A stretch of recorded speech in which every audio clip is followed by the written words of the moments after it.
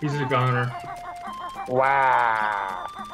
Wow. Ooby Bob. Wow. These are silos. Basically, the hub world is so large that these are the warp points for the hub world. Did I also mention that the world map is large? Yeah. No, Daniel, please tell us once again that it's large and no one listens to Miles. Two words. Miles likes to repeat himself a lot because he likes to two hear words. the own sound of his voice, because reasons. 2 words to describe this map. So big. I hear you, Herbert. Alright.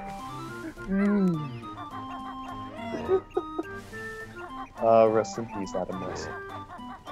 Wait, who? No. West. Oh my god, died yeah. not too long ago. Messes with Adam Wee. That's one of my favorite.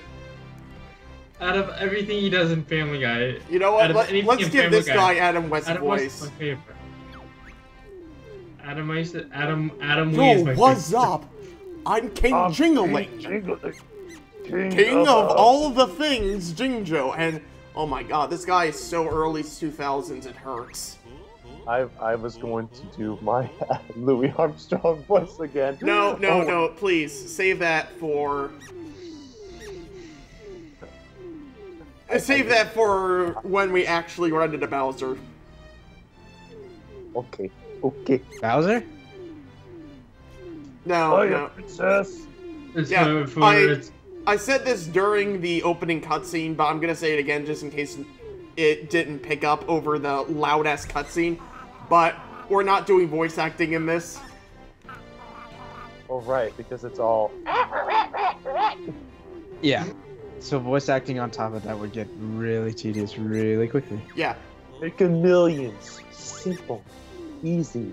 I mean, we did voice acting for Paper Mario, we did voice acting for Hatoful Boyfriend, and we're doing voice acting for Sonichu. I think we already do enough voice acting. My voice died after. And even there, Paper that's Mario. voice acting in quotes. like giant ass quotes. Giant ass quotes. Well, when you look at very closely, they look like a sideways ass. Nah, bro, they're thick quotes. Just how thick are they? Very thick. Extra thick, Daniel. They're extra. Extra thick! With an X and a C. Fix? Thicks. Thicks.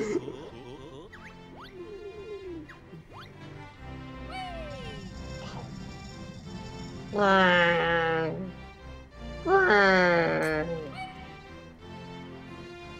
I had to put the Mario head type. There is one thing we're not going to talk about, and that's how much of a disappointment Yooka-Laylee was. I mean, already did that. this is like the perfect video to. Okay. Well, I already did that. I did an intro for this, like the same way I did intros for Sonichu. Well, Jake, okay. you have to play the game, so. Yeah, that's true. Meanwhile, Meanwhile, in Legion of giant Doom. green phallic tower land. Dick, Meanwhile, the Legion of Doom. maybe it's in Potland for all I know. Oh, satellite! Satellite!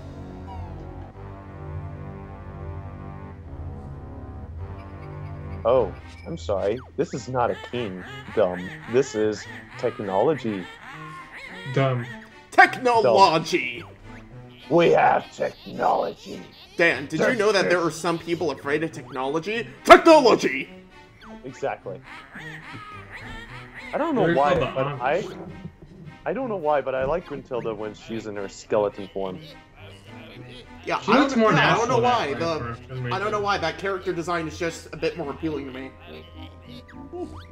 I mean, she's, well, less green, after all. She doesn't have a green thumb anymore.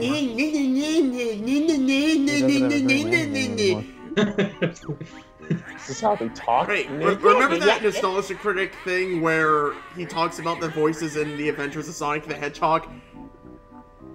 Oh my god. Like, you know when you're telling a story and you want to make the character sound as annoying as possible? my god. I see you. Oh god, the voice acting was really bad. Well, here's the thing. The reason why it works in these games and not in Yooka-Laylee is because... Because nostalgia. Yes. Well, no, it's because... Well, actually... Yes. Wanna know a legit reason? Hey, like, Bob. not nostalgia or just because you could excuse everything else. The reason why I'm able to excuse the quote-unquote voice acting in this game is because of the limitations of the Nintendo 64. Well, there you go. Yeah, no. Oddly enough, in my opinion, what makes Yooka-Laylee bad is that it tries to stick to the Banjo-Kazooie formula too much. In the intro, I specifically refer to it as going to see your favorite band at a concert, and then the music cuts out and you find out they're lip syncing. But what I've noticed, though, is in Yooka-Laylee is that the more you continue on playing it, you realize that the worlds you're in are practically empty. It feels soulless. It's surface-level nostalgia. Oh no, the king's a zombie! Yeah, Yooka-Laylee is almost as soul-y as the king was right there. But so in the intro I said that most of this playthrough is going to be me explaining why Yooka-Laylee doesn't work, but this does. I mean, this was during Rare's heyday. I mean, can't say enough about it.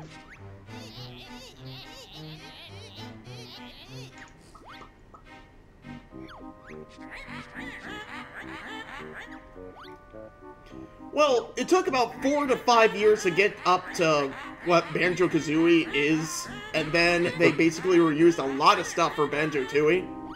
It took 3 days to make that potato salad. 3 days! 3 days! Okay, so, you know how the Talent Trot, this move, you can basically use it infinitely? Running around in the speed of sound. So yeah, in Banjo-Kazooie and Banjo Tooie, you can use Talentron infinitely. You can basically go through the whole, almost through the whole game like this. In Yooka-Laylee, they limit that. Oh, so there's a meter? Well, yeah, there's a meter that tells you how long you can do certain moves. Is Yuko like yeah, slow right. as shit like Banjo is?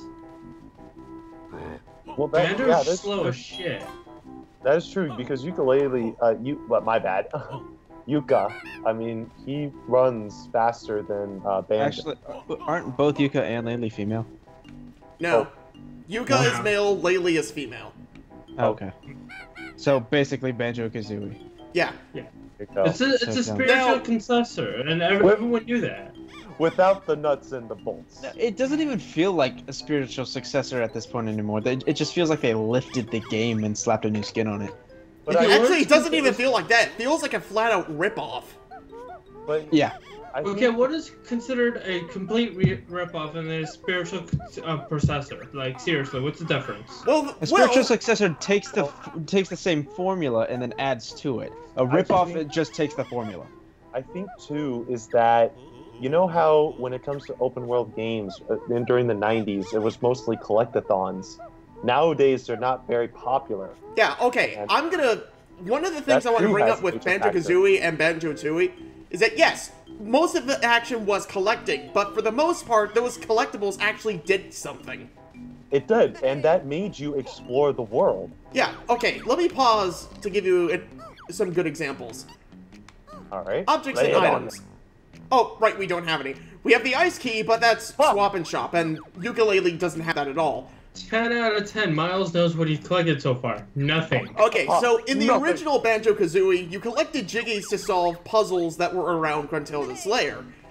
And if you didn't have enough puzzle pieces to complete the puzzle, you couldn't open the next world. In Banjo Tooie, it takes a approach much more like Super Mario 64. Where it takes a formula much more like Super Mario 64, in which you need a certain number of Jiggies in order to access the next world. Get Jiggy with it. I was about to say, Mario doesn't have anything where you have to do, like, puzzles. Like literally fucking puzzles and put the picture together to open up the next world. Well, at least is it just me, or was that one bigger than all the others? Okay, Jinjos work very differently in Banjo Tooie. In the original Banjo-Kazooie, there were 5 Jinjos in each world, and when you got all 5, you get a Jiggy. In Banjo Tooie, there are 9 Jinjo houses, and basically when you collect all the Jinjos of a certain color, that's when you get the Jiggy.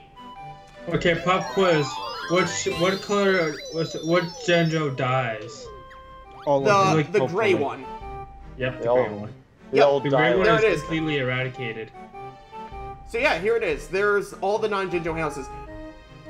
And really, it's kind of luck-based with the Jinjo colors. If you're lucky and you find the white one right away, that's an instant Jiggy right there. It's actually used in speedruns a lot. Yeah. The people actually will get a certain safe spot. So they're pretty insane, actually. If you're lucky and you know it, clap your hands. I'm not clapping because I don't have luck. Oh. Same. Oh. That was my phone. I mean, look at Banjo-Kazooie if you need proof of that. Well, we're watching it right now. I am loading.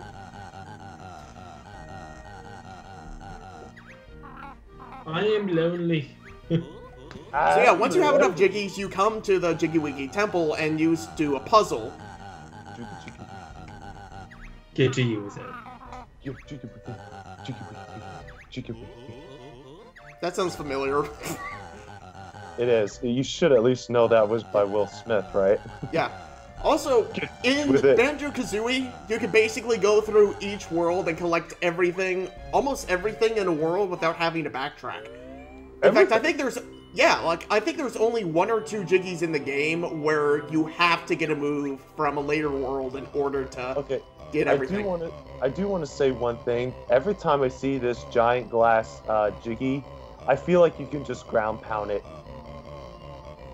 Oh, I always do that. I don't know why. I keep having Mario physics. Okay, but did you know about this? Yeah, Jake, you showed me this part. Mm-hmm. The hidden secrets. I never knew about that as a kid. That's how well it was hidden. Where have you been? I don't know. Because here's the thing. I actually know this. I've actually played this game more than Banjo-Kazooie. This was my Banjo growing up. Really? I'm pretty sure it was most people's Banjo growing up. No, most people's Banjo was Kazooie. Really? Yeah. Which I don't understand why. This one's a bigger game. And it has a lot more shit in it. A lot more collectibles. But it's not big as Donkey Kong 4. Okay, here's the thing that they changed in the 360 version. In the N64 version, it was all from Banjo's... It was a first-person view from... First piece, I fuck it up. Fantastic. 10 out of 10. Yeah, now you actually get to see Banjo as he goes around the level.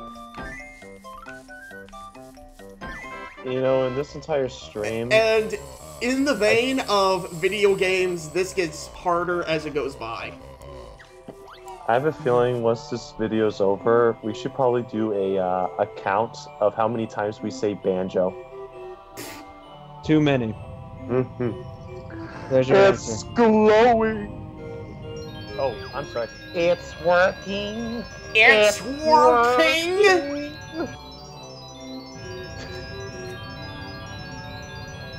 Isle of Hags? Okay, take a wild guess at where this first world is. Right next door. Yep. I love how the beam goes straight up, goes across the world to just hit this. That's the name of the world next door? No, that's the Isle of Hags is this part right here, this big open part.